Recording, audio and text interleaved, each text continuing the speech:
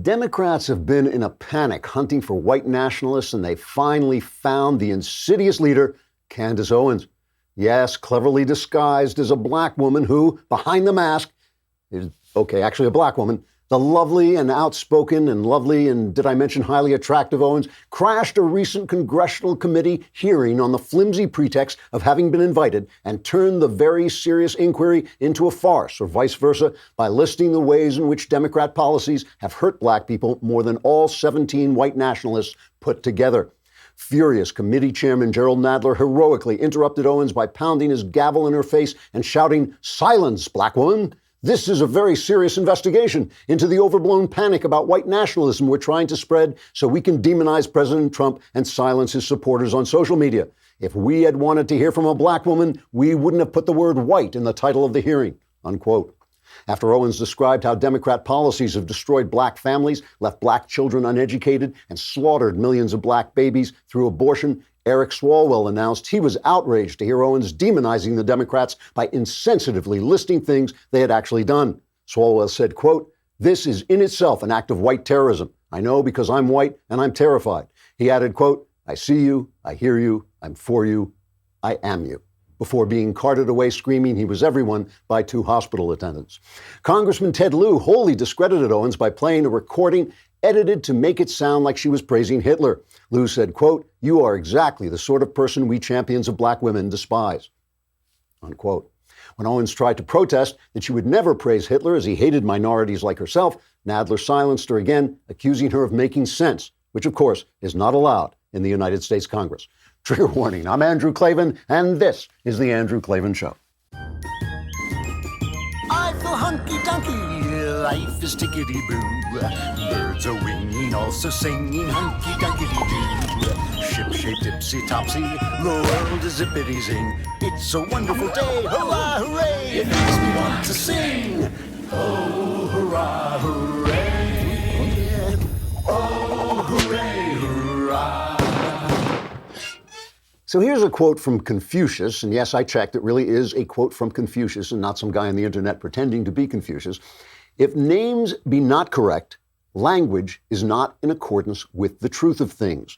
If language be not in accordance with the truth of things, affairs cannot be conducted successfully.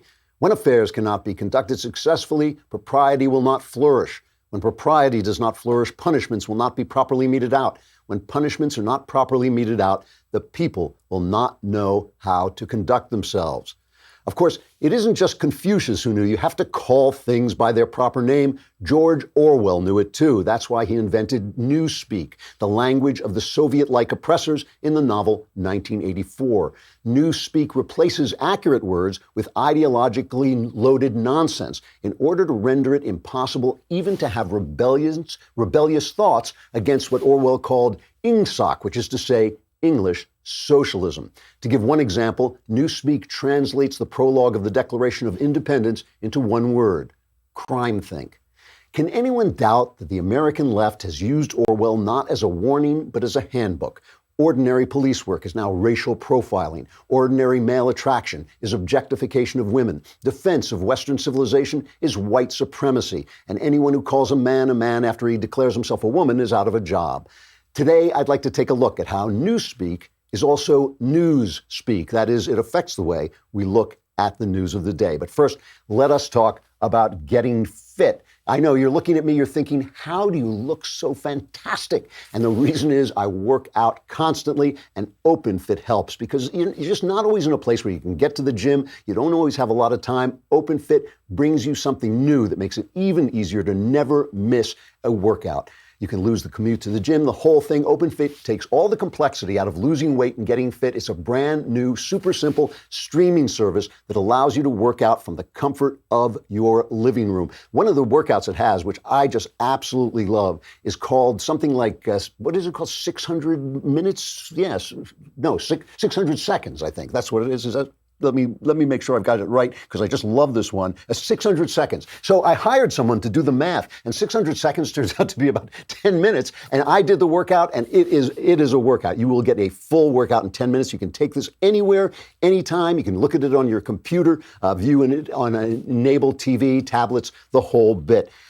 OpenFit has changed the way I work out. It'll change the way you work out. And with your code Klavan, you can join on a fitness journey personalized just for you. Again, use my code Klavan to start using OpenFit on your journey right now during the OpenFit 30-day challenge.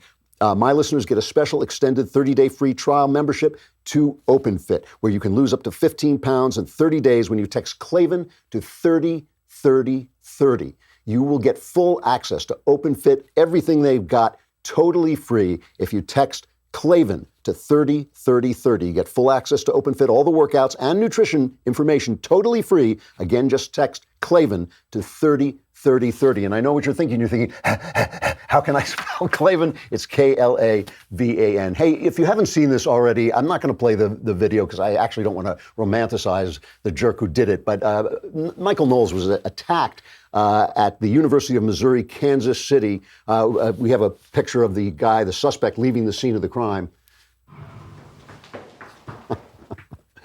All right, it looked a little like Shapiro. I don't know if that's true or not. But seriously, somebody came at him in a purple mask with one of those super squirters, and it turned out it was liquid inside that was harmless, but it was meant to smell like bleach, which of course would burn. He was arrested, taken away, and I hope they really lock him up and throw away the key. There is a actual federal law that only Shapiro and I are allowed to attack Knowles. But in all seriousness, lefties, you got to take a look at yourself in the mirror. I mean, all of you, not just the people who do this stuff, but the people who support it, or the people who turn a blind eye, like the people in the press who won't be reporting this the way we're reporting it. You know, if you are wearing a mask, and it's not Halloween, you're a thug. You're a coward. You're a coward and a thug. And if you are attacking somebody physically for the words that are coming out of his mouth, you're the bad guy. You're the fascist. You've got to look at yourself. I don't care if you call yourself an anti-fascist. You're in a mask attacking somebody for using his First Amendment right to free speech. You are the fascist thug, and you got to recognize that you are the bad guy in this situation. Anybody hurts Knowles, I'm coming after him because I'm the only one who is allowed to break that guy's legs. All right, so let's talk about calling things by their proper names, like calling Antifa types like that fascists. Julian Assange was arrested, and he's charged with helping Bradley Manning hack into government computers and get a lot of information that revealed bad behavior by the Americans in the war on terror, chopper pilots chatting casually as they machine gunned people, two of whom had turned out to be, I think, Reuters reporters, failure to properly police the way prisoners were taken care of. And, it's not about your opinion. These are the things, how you feel about those things, but these are the things that he revealed.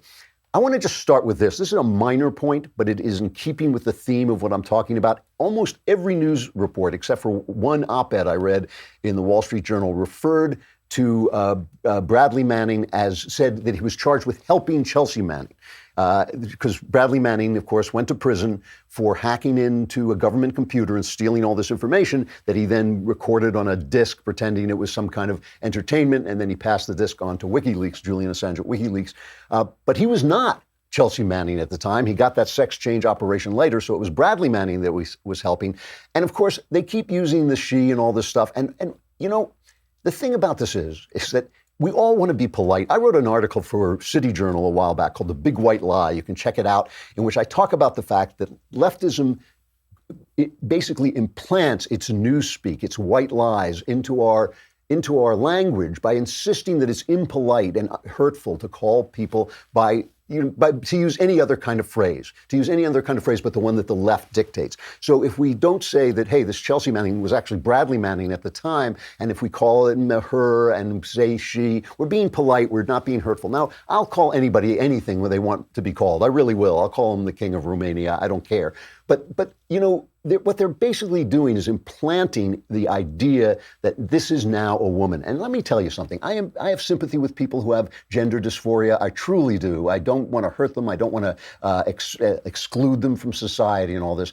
You can cut your body into 17 different pieces. You still will not change your gender. Every cell you have is of a specific gender. You will never have the experience of being a little girl who grows into womanhood, who experiences all that thing, having your period, knowing that you can get pregnant, being an object of attraction, which of course is both the blessing and the curse of being female. You're just not going to have those experiences, and that to implant it in the language, and especially in journalistic language where you're supposed to be telling the complete truth.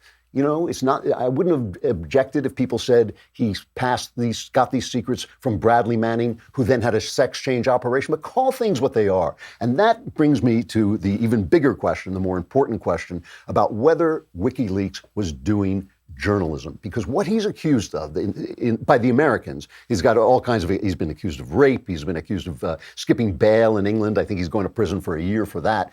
He was arrested in Ecuador when the Ecuadorians finally got sick and tired of having this guy around, never cleaned the bathroom, was always demanding care for his cat and all this stuff, and they just got sick of him. But I think he's going to England to be in jail for skipping bail. But the Americans have charged him with one thing. The Trump administration has charged him with one thing, which is that he helped Manning bust into the computer. He helped him get the password that he needed to get into the computer. And so he's not being charged with the old Espionage Act that they tried to use, I think it was on James Rosen, the Obama administration, because that would set a precedent that doing journalism itself, which sometimes entails getting stolen goods, is illegal. That would set a bad precedent. But the question is, how do we feel about this? Because I'm not a lawyer. I'm talking about the morals of this. How do we feel about this guy getting arrested and being prosecuted when his lawyers, at least, here are his lawyers saying all he was doing was acting as a journalist? This sets a dangerous precedent for all media organisations and journalists in Europe and elsewhere around the world. This precedent means that any journalist can be extradited for prosecution in the United States for having published truthful information about the United States. This is journalism. It's called conspiracy. It's conspiracy to commit journalism. It matters what we call it. It matters whether we call what Julian Assange did journalism, because it matters whether we think he's guilty or not. Hillary, of course, who had all her emails exposed and all that stuff come out from Podesta's hacked email. Well, not hacked emails. He surrendered. He was phished. But all this stuff came out that probably hurt her in the election. She, strangely enough, has no sympathy. I think it is clear from the indictment that came out. It's not about punishing journalism. It's about assisting the hacking of the military computer to steal information from the United States government. What kind of outfit is that? It looks like she came from like the dungeon in L.A. somewhere. She may be a dominatrix in her spare time. Anyway, so she says that. And Trump, I love this. Trump is like, WikiLeaks? What WikiLeaks? Do you still love WikiLeaks?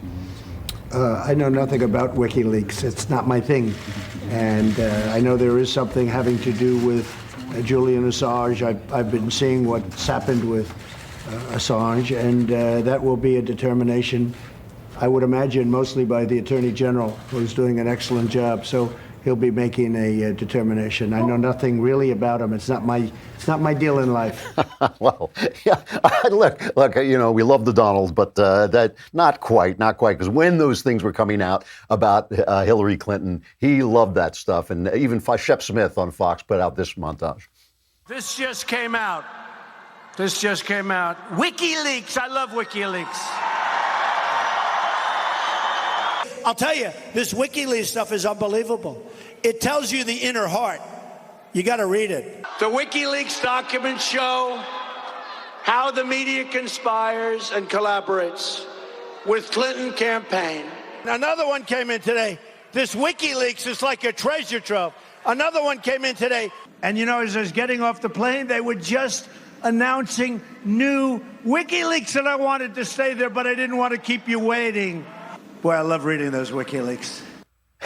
So I should mention, but I just pause here for a moment to mention that I think, yes, today they are screening the Gosnell film. I wrote the screenplay. I was invited. They're screening it at the White House. I don't know if Trump himself is going to be there, but they're screening it at one of the White House viewing rooms. And congratulations to everybody involved in the making of that film. I really wish I could have been there. I had just been away too long. I had too much stuff to deal with here and couldn't go. But I'm sorry I couldn't go, and I'm really happy the film is getting some of the attention it deserves. Now, what you saw there in all those clips is it's all about whose ox gets gored, right? Or in the case of Hillary, whose gore gets oxed.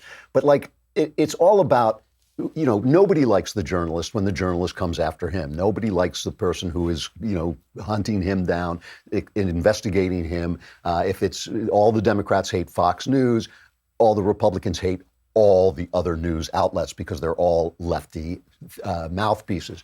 So, you know, that's one thing about journalism. It's all about whose ox gets gored. And I have tremendous sympathy for exposing the truth. As you know, I'm a First Amendment purist. I never want free speech to be hampered in any way, shape, or form.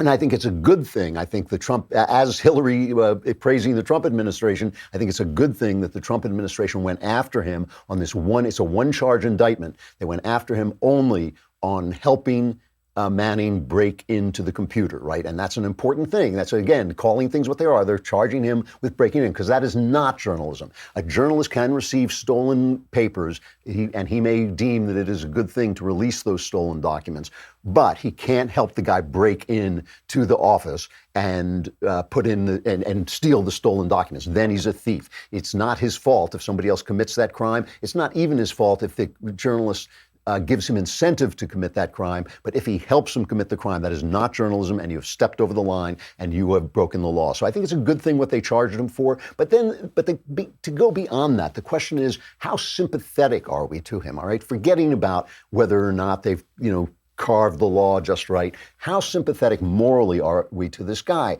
And here's my problem with him. I am not opposed to some of the things that he exposed, even though they were hurtful to causes I thought were just. I thought it was just to go into Iraq and Afghanistan, and showing the things that Americans were doing wrong may have hurt that cause, but that is journalism. That is, in fact, journalism. My problem with Assange is this. What he did was he hacked information and then, without curating it in any journalistic way whatsoever, released it. That put the lives of, for instance, Afghan helpers in danger in Afghanistan. When I was there were plenty. Look, my life was in the hands of Afghani Muslims who were holding guns and could have turned those guns on me any time, but instead they were protecting me to help the troops. You know, to put those guys' lives in danger by exposing them what they do, by putting out hundreds of thousands of documents that he couldn't possibly have vetted as a journalist would vet them. That's not actually journalism. That is not actually journalism. And I think that we should say, you know, it's one thing to say, oh, we love him because he exposed Hillary. Oh, we hate him because he exposed Americans, you know, and all this. But I think when you just a journalist does have to do something. Listen, I hate the press every day. I think our press needs to be reformed. I don't think it can be reformed through the law. I think it's just shame and self-assessment and maybe boycotts by the people watching them should make the press reformed. It is ridiculous to have a paper with the power of the New York Times just being a hate Trump vehicle, a hate Republicans vehicle, a dishonest vehicle. And by the way, they can still do good journalism, but doing good journalism in the purpose of just one side is actually not good journalism. I hit them every day.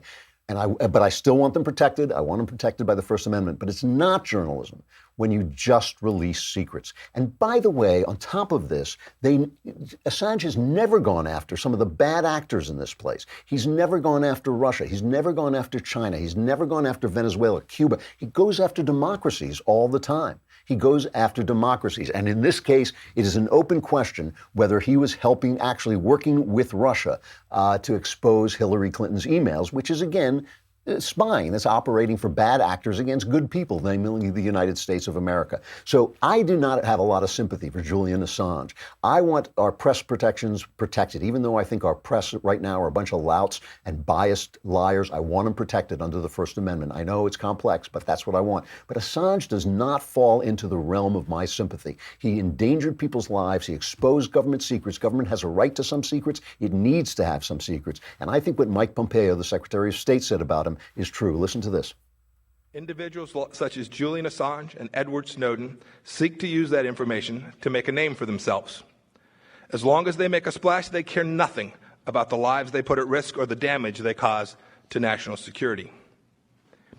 WikiLeaks walks like a hostile intelligence service and talks like a hostile intelligence service. It has encouraged its followers to find jobs at the CIA in order to obtain intelligence. It's time to call out WikiLeaks for what it really is: a non-state hostile intelligence service, often abetted by state actors like Russia. So, that's a fair cop, as they say in England. That is a fair description of what he's doing. He's saying just like a terrorist can be a non-state, a terrorist can be a non-state soldier, essentially. This guy is a non-state spy. And Assange has basically, by not curating the stuff that he released, by just putting out any government secret he got his hands on, just by endangering people's lives, by endangering national security without thought of what that might mean, simply to expose secrets and simply to make himself maybe a hero, as Pompeo said, I think he has transgressed the line between journalism and spying. And I think that's calling it what it is. And speaking of spying, calling spying what it is, it was just hilarious to watch the absolute terror and panic race like a wildfire through the Democrat media complex after Attorney General Bill Barr said that there was spying on the Trump campaign. Now, just to be clear about this, we played the clip before. I'm not going to play it again. But he didn't say it was illegal spying, because there is such thing as illegal spying. When you wiretap the mob, you're spying on the mob. When you wiretap, when you send people into foreign governments and look at what they're doing, that is spying. But some of it is legal. Some of it is stuff that we have a CIA. The CIA is not an outlaw operation. It is a spy operation. So he didn't say it was illegal spying. What he said is, I have to determine if there was a proper predicate. I'm going to see if there was a proper predicate. In other words, did they have a reason to spy on the Trump campaign? Because, as he said, spying on an opposition presidential campaign is a big, big deal. But I have got to play you some of these weasels who were responsible for this suddenly this is the power of calling things what they are. This is just the power, because again, he didn't say it was illegal spying. He just said it was spying. Listen to James Comey, Mr. Sanctimony, reacting to this. It's concerning because the FBI and the Department of Justice conduct court-ordered electronic surveillance. I have never thought of that as spying. How dare you call secretly surveilling people spying, sir? I call you out, sir, how dare you call spying? Of course it's spying, but remember, Barr didn't say it was illegal spying. He didn't say that they did it wrong. He simply said it's a big, big deal. And Barr has pointed out, Comey he testified to this, he never told Congress what he was doing. And that's appalling. That is amazing. He never told either branch of Congress what he was doing. Why do you think? Do you think is that the act of a man with a clean conscience? Never notified the Trump campaign that there might be a danger that they were being infiltrated by Russia. There might be a danger that Russia was doing stuff that was illegal. Never told them that. In fact, kind of lied about it, leaked information, set up a situation by informing Trump about the Steele dossier with all the salacious gossip in it. Told them about it, but never told them it was a Hillary Clinton funded, DNC funded document. Never told them it was Oppo research. And that gave the press, it was a setup. It gave the press the right to leak that. It gave it a news hook to talk about it. Here is John Brennan, unbelievable, right? Former head of the CIA. Listen to this guy. I was very disappointed in what Attorney General Barr said today about spying when he was referring to the investigation that was predicated, certainly, and that the FBI was trying to understand exactly what the Russians were doing. U.S. intelligence agencies were spy against foreign adversaries so that we can understand the threat to our national security. But for the Attorney General to imply or to say that there was spying domestically, he knows the language very well, and he knows the terminology, and he knows what it connotes, which is an extra-legal activity taking place when, in fact, the FBI and CIA and others were trying to understand just what the Russians were doing. And we know now it is incontrovertible that the Russians were trying to influence the outcome of the 2016 election. Yeah, that's a nonsense. That's just babbling. This guy's been babbling a long time. The fact that he's still on TV is ridiculous. You know, first of all, he was head of the CIA. You know, they're spies, and he was involved in this. He was involved in making sure and putting pressure on the FBI to say that they should go after Trump. Look, this was a hit against Trump. This whole thing, and don't forget that they were depending on Hillary to win. They were absolutely certain that Hillary was going to win, and so that there was never going to be an investigation into what happened, and they panicked when Trump won, and that's why they started going after him. Jeff Sessions made a mistake in recusing himself. They forced him, they pressured him into recusing himself, and then they fell to pressure, they succumbed to pressure to appoint a special counsel, because now once there's a special counsel, a lot of the information that's in play can't be talked about, right? Once Mueller was there, they were protected. So for 2 years, they have kept silence. For 2 years, they've kept the silence about what was being done. And now the chickens are coming home to roost. Barr is investigating what they did, and they are running in panic. Listen to Nancy Pelosi. She goes after Barr, who, as far as I know, there's no reason to go after him. He is just saying, look, I'm going to look into this. If I were an innocent Democrat, I would say, go ahead, look into it. Let's see. Let's make sure that nothing wrong was done. Pelosi goes after Barr personally. Let me just say how very, very dismaying and disappointing that the chief law enforcement officer of our country is going off the rails yesterday and today. He is the Attorney General of the United States of America, not the Attorney General of Donald Trump. So again, as was said by our other colleagues in terms of Mr. Jeffries, our Mr. Chairman, said earlier, the way people are leaving and the rest, it's very dismaying. They're leaving in disgrace or with dismay, but it's all damaging to our country. It's not damaging to our country at all. It's cleaning out the top brass who needed to be cleaned out. And to go after Barr personally it really is shameful, because remember, Eric Holder said he was Obama's wingman. He was going to be there to protect his boy. That's what Eric Holder said. Barr has never said that. He has said the opposite. He has said he would play it straight. And as far as I can see, he has. He's just said he's looking into this. But this is the power of calling things what they are. And this is why the left has set up political correctness, which is just newspeak for newspeak. Political correctness is just newspeak for newspeak, because all they're trying to do is make it impossible to think or say anything that goes against what we will now call American socialism. That's what they're trying to do. That is the power. Just all Barr had to do is use the simple word spying for surveilling people, and they are running in terror. And this, as far as I'm concerned, you know, Trump has obviously is defending himself, but this gives Trump a real credibility when he says things like he said yesterday. There was no collusion and there was no obstruction. And we never did anything wrong. The people that did something wrong were the other side, the dirty cops and a lot of the problems that were caused. It's a disgrace what happened. And again, it should never happen to a president again. You're just lucky I happen to be the president, because a lot of other presidents would have reacted much differently than I reacted. You're very lucky I was the president during the scam, during the Russian hoax, as I call it. So, no, I'm not concerned at all. The bottom line, the result is no collusion, no obstruction, and that's the way it is. And I know a lot of people were very disappointed, but they knew the real answer. You know, when the Democrats go behind the scenes and they go into a room backstage and they sit and they talk, they laugh, because they know it's all a big scam, a big hoax. And it's called politics, but this is dirty politics, and this is actually treason. It's a very bad thing that people have done.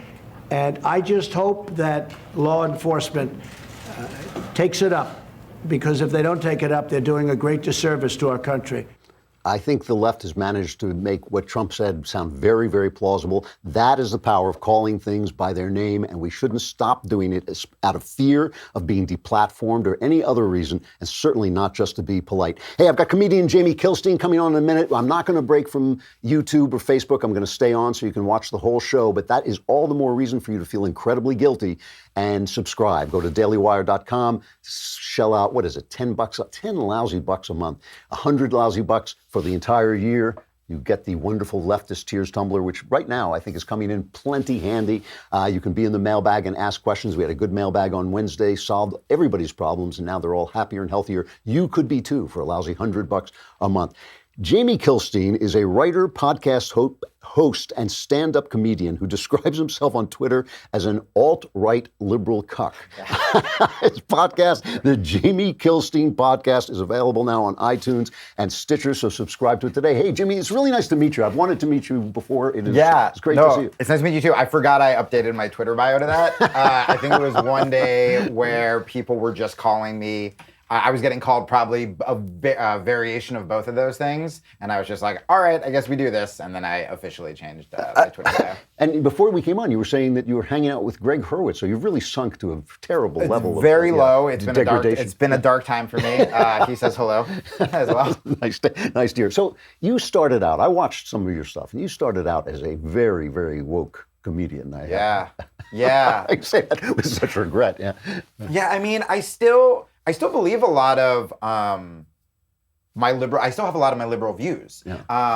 When I started comedy, before I really started like reading up on politics, the reason that I was drawn to sort of more liberal ideals was kind of from comedians who would probably be getting in trouble nowadays. Comedians like Bill Hicks and George Carlin, who always ranted about like political correctness, right? I mean, the left goes after Bill Maher, and the right thinks he's as left as you can go, and he's probably getting yelled at more by my old friends than he is by conservatives. What I really loved about that was I loved the idea of one person with a microphone going after these powerful establishments. That was a very romantic ideal, when I was like a 17-year-old high school dropout. And it looked I still think it's really brave. And what I love about comedy in general is it's a way to take really scary issues and make them digestible or make someone laugh even if they disagree with you. I used to do a lot of interviews where people would be like,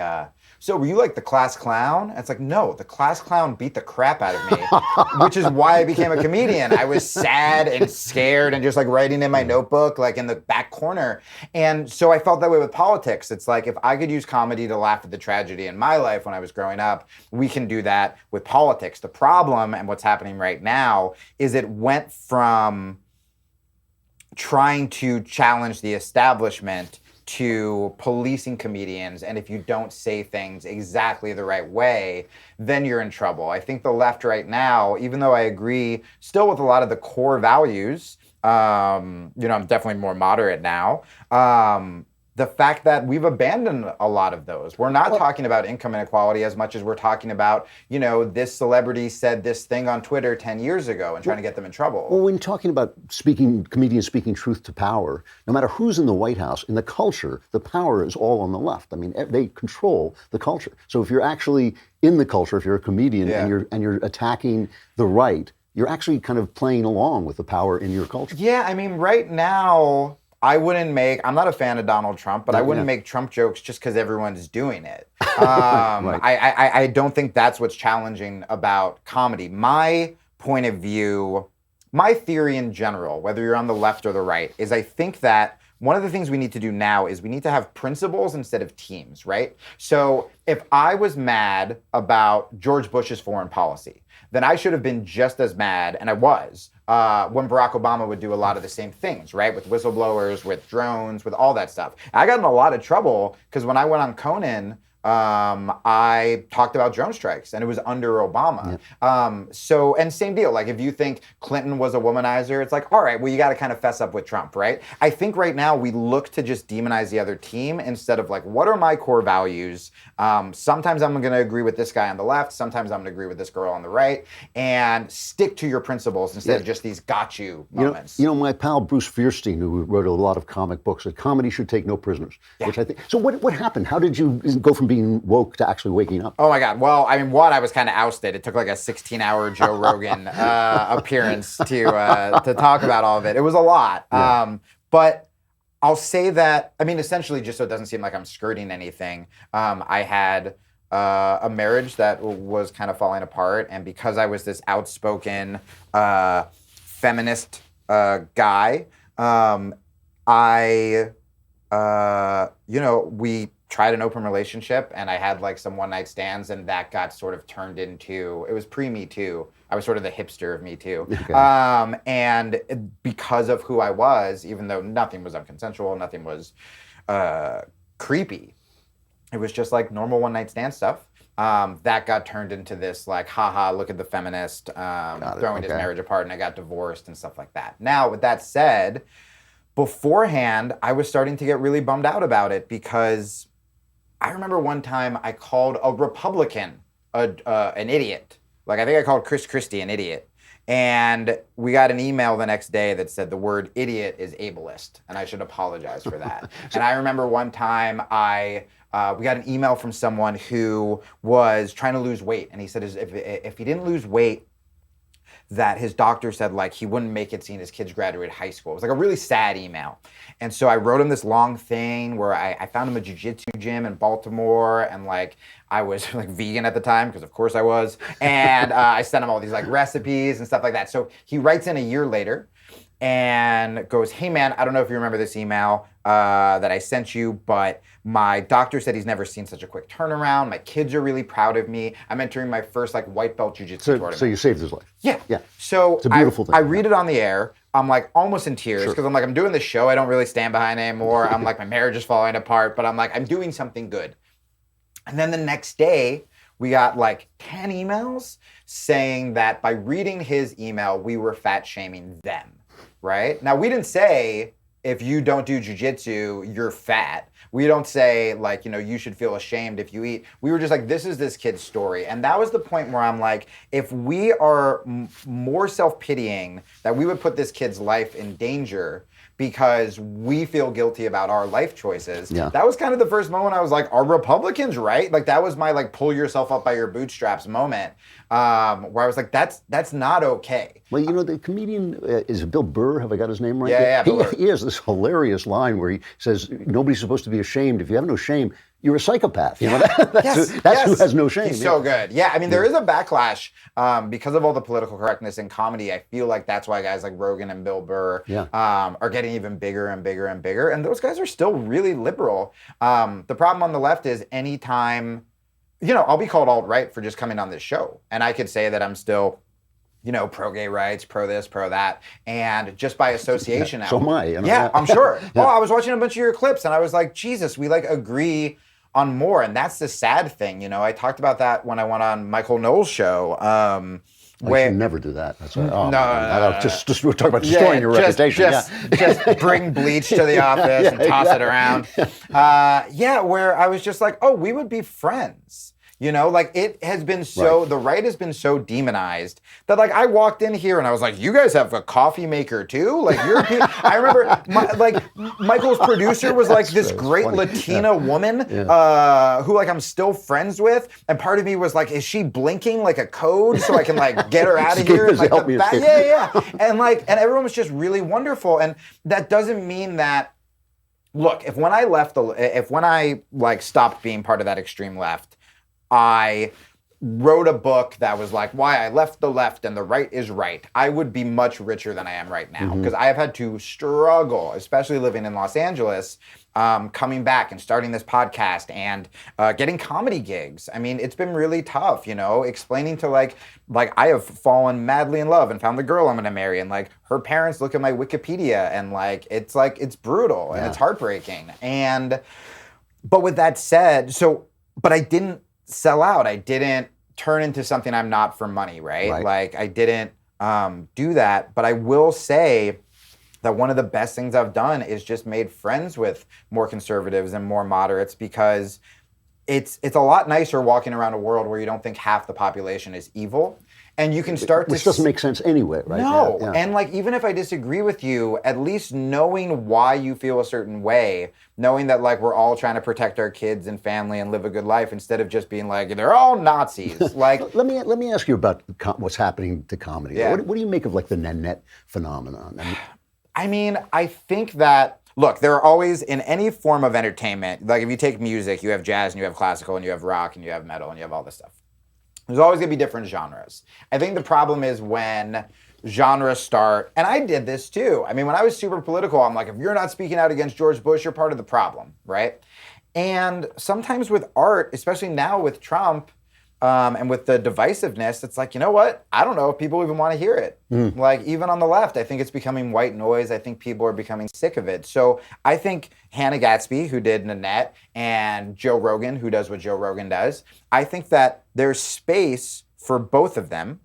The problem is when the media, especially on the left, starts hailing only the woke comedy as, you know, the acceptable kind of comedy, and starts going after the club comedy, which, you know, we've been doing this for decades. I mean, they're going after Ricky. I was watching Ricky Gervais's Humanity, and I was in stitches. And I'm a religious guy. I was sitting there thinking, I wish religious people were this funny. Right, You know, like, right. I know. But he is being attacked for, you know, everything. Anything. How can you do comedy if everything you say is outlawed? Basically? Yeah, I mean, this is the problem. Is I think about, you know, Ricky and Bill Maher.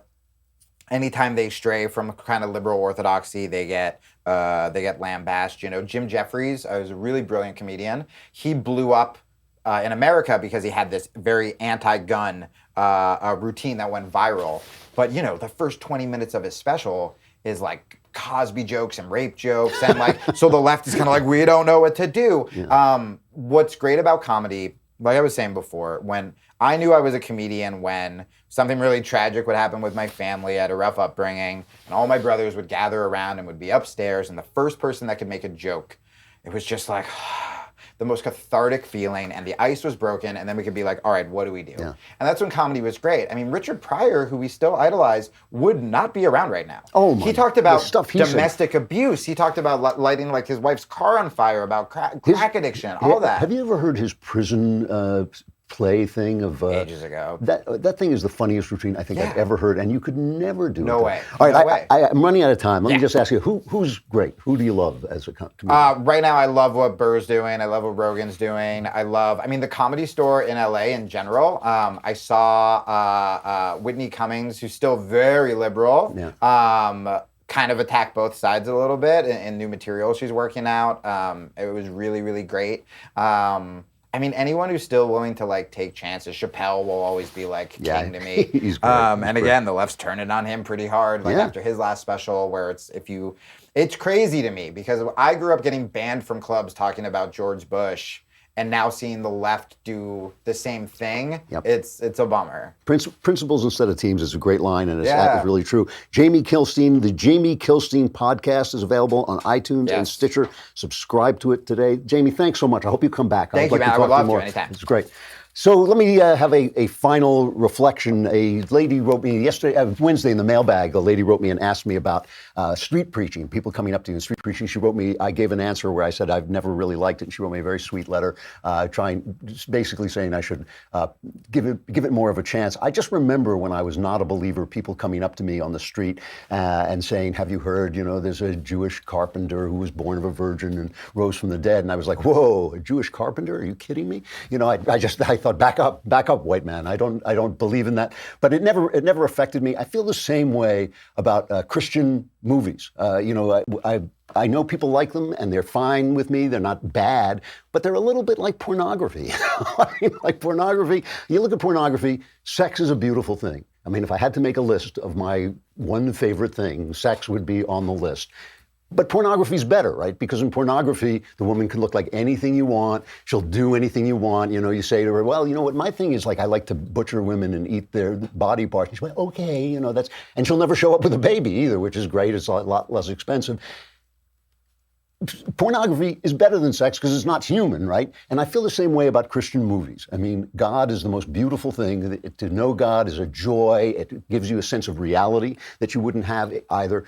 But Christian movies, are better. They're better than God. In Christian movies, a guy converts, he accepts Jesus, gets hit by a car. He's lying dead in the street. His body is lying there, and everybody's happy because he's going to heaven because he found Jesus. And I'm like, excuse me, he's dead. The guy is dead. You know, his children are orphans. His wife's a widow. You know, I mean, he's dead. But they're going, hallelujah, he found Jesus. So I just think, you know, it's a lot more powerful. It's a lot more powerful when you talk about real life, when you talk about the pain that people have, when you talk about the fact that life is tragic and there's lots of evil in the world and there's lots of things we don't understand and why a good God would let these things happen. You know, I know no more than all the great philosophers who have wrestled with these problems through time.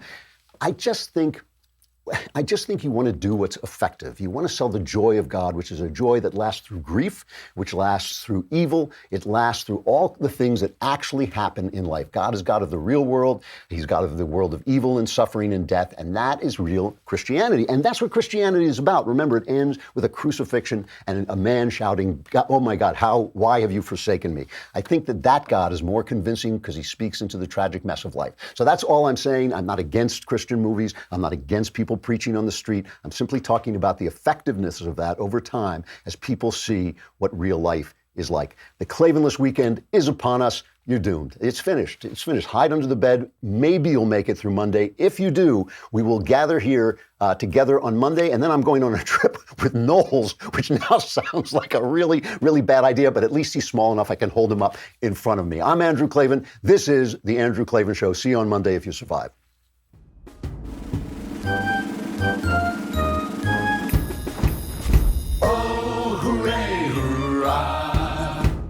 The Andrew Klavan Show is produced by Robert Sterling. Executive producer, Jeremy Boring. Senior producer, Jonathan Hay. Our supervising producer is Mathis Glover, and our technical producer is Austin Stevens. Edited by Adam Sayevitz. Audio is mixed by Mike Cormina. Hair and makeup is by Jesua Alvera. And our animations are by Cynthia Angulo. Production assistant, Nick Sheehan. The Andrew Klavan Show is a Daily Wire production. Copyright Daily Wire 2019.